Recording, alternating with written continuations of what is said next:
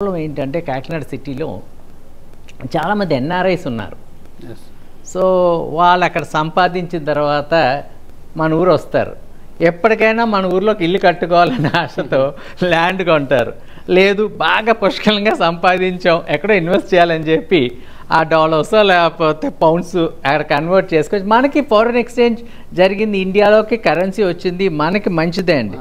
So lands కొంటున్నారు, కొనేసిన తర్వాత వీళ్ళు వెళ్ళిపోతారు, వాళ్ళు ఎవ్వరు ఇక్కడ ఉండరు. వాళ్ళకి ఇప్పుడు మీరు ఇచ్చే సలహా? ఓకే, చాలా మంచి ఎక్సలెంట్ క్వశ్చన్ అడిగారు. ఇప్పుడు ప్రతి ఇండియన్కి మస్ట్గా తెలుగువాడికి ఉన్న మంచి కోరిక ఏంటంటే ఫారెన్లో ఎక్కడ సెటిల్ అయినప్పటికి కూడా నా స్వస్థలంలో నా ఊర్లో ఒక స్థలం ఉండాలి. అది ఉండకపోయినా సరే, ఇక్కడ నివాసం ఉన్నా లేకపోయినా సరే స్థలం ఉండాలి. అది తనకు చాలా గర్వంగా ఫీల్ అవుతాడు.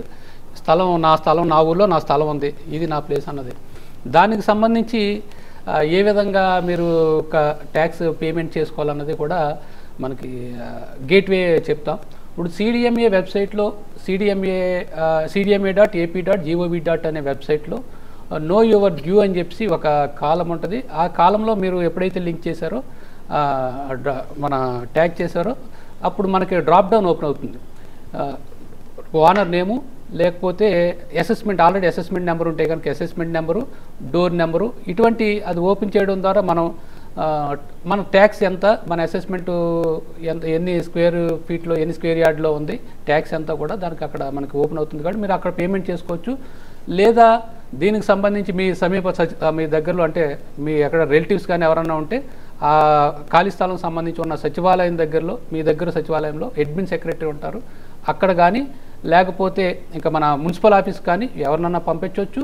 లేకపోతే సిడిఎంఏ వెబ్సైట్లో మీరు లాగిన్ అయ్యి మీరు ట్యాక్స్ పేమెంట్ చేసుకోవచ్చు. ఎంతకీ అంత ఇబ్బంది అయితే కనుక నా ఆఫీస్ నెంబర్ కూడా మీకు ప్రొవైడ్ చేయడం జరుగుతుంది. ఆ నెంబర్ ద్వారా కూడా మీరు డైరెక్ట్ నాకు కాల్ చేసి దీనికి సంబంధించిన డౌట్స్ కానీ ఏమన్నా ఉన్నా సరే ట్యాక్స్ పేమెంట్లో కానీ కొత్త ట్యాక్స్ వేసుకోవడంలో కానీ మీరు తప్పనిసరి నన్ను కాంటాక్ట్ అవడం ద్వారా మీ సందేహాలను కూడా నివృత్తి చేయడం జరుగుతుంది. డీసీ గారు డైరెక్ట్గా వారి నెంబర్ కూడా ఇచ్చారు. యాక్చువల్ దట్స్ గుడ్ అండి. యాక్చువల్గా దట్స్ గుడ్ గవర్నెన్స్. డీసీ గారు ఇప్పుడు ఓనర్ ఐడెంటిఫై